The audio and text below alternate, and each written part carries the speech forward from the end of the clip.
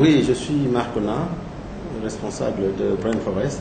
Nous voulons publier un rapport sur l'impact de l'exploitation minière dans la province du Haut-Ogooué depuis 40 ans. Et nous avons tout simplement constaté que les multinationales qui opèrent, c'est-à-dire la Comuf, qui a fermé ses portes en 1999, et Comilog qui continue son exploitation, n'ont pas respecté les règles environnementales en vigueur au niveau du Gabon. On peut comprendre que Comif, qui a commencé son exploitation en 1961, est opéré alors que le Gabon n'était pas encore doté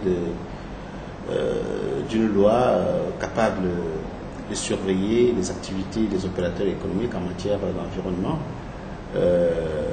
Mais cela ne justifie pas tous les dégâts, toutes les négligences que nous avons constatées sur le terrain en matière de radioactivité et surtout en matière de suivi médical, suivi sanitaire des anciens mineurs, des anciens travailleurs de la Comuf.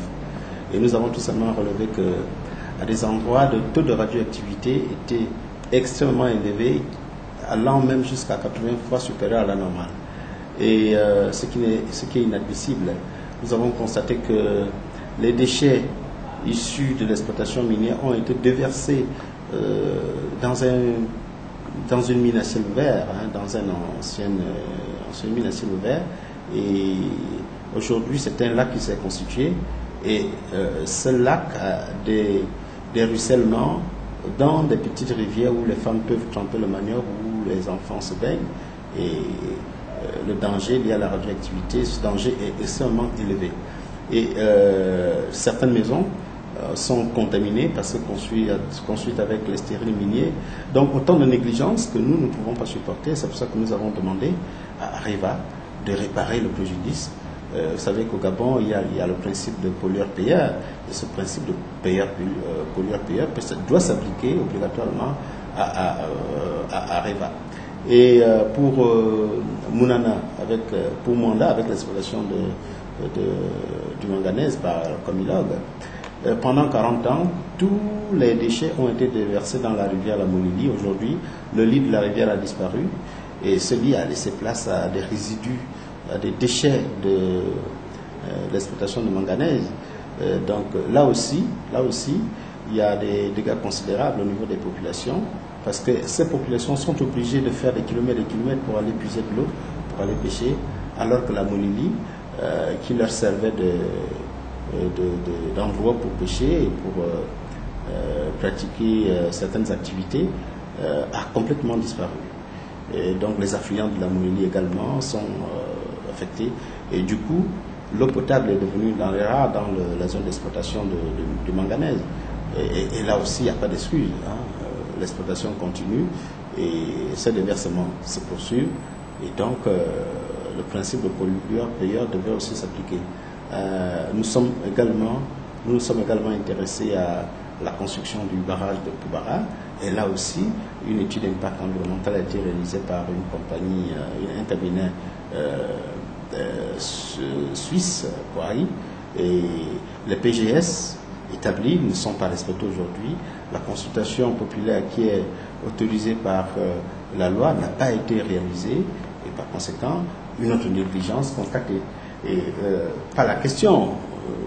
Le constat que nous faisons, c'est que nous savons qu'il y a une collusion entre l'administration et ses opérateurs économiques parce qu'on ne peut pas comprendre que de tels dégâts environnementaux sont causés par les opérateurs économiques que le gouvernement reste les bras croisés et constate et puis empêche même la diffusion de la bonne information auprès des populations. Nous disons que c'est inadmissible.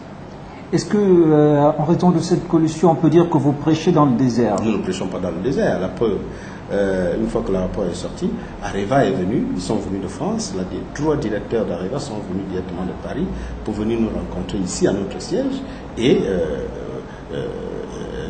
nous avons discuté longuement. Ils ont mis en place un calendrier d'exécution de certaines choses que nous avons demandées, dont la mise en place d'un observatoire capable de suivre la population, l'organisation des indemnisations. C'est-à-dire, suite au constat qui sera fait, il va falloir indemniser certaines victimes liées à la radioactivité. Il y a certaines familles des victimes décédées qui crient au loup parce qu'on exigerait justement des preuves que leurs parents seraient décédés des suites de maladies professionnelles, dues notamment à la radioactivité. Ben ouais,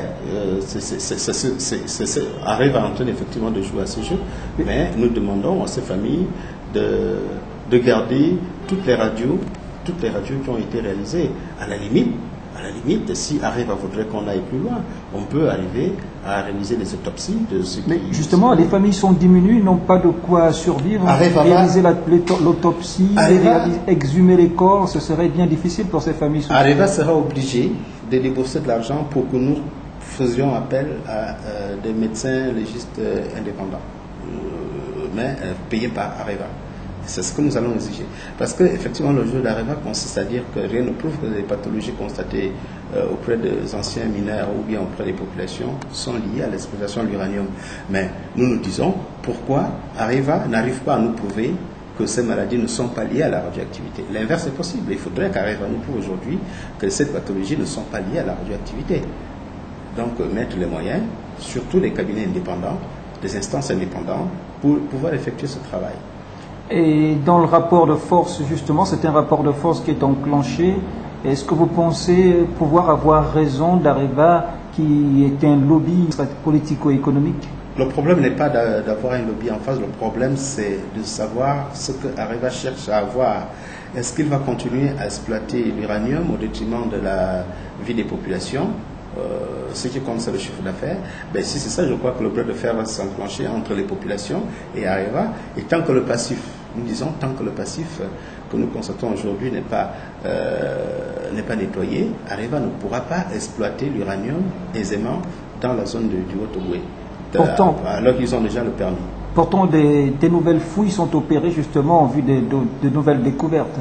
Les nouvelles fouilles sont opérées, mais cela ne veut pas dire que même si on découvre, l'exploitation va commencer. Nous allons mettre la pression pour qu'aucune exploitation ne démarre tant que les choses ne sont pas claires au niveau du passif. La pression, elle peut s'exercer comment pour des populations qui ne semblent pas avoir... Seule la population a le pouvoir de faire quelque chose, et nous, les ONG. Et si on mettait l'armée pour justement réprimer la moindre manifestation? Est-ce qu'il y a raison de mettre l'armée si c'est la vie des populations qui est en jeu? Donnez-moi une seule raison qui justifierait l'envoi de l'armée face à une population diminuée qui ne réclame que justice. Ouais, pour boucler, Marcona. Pour boucler, nous disons que, comme je l'ai dit, je continue à le dire, toute exploitation, l'industrialisation des pays africains passe d'abord par la prise en compte des considérations environnementales. Sinon, c'est la ruine du continent.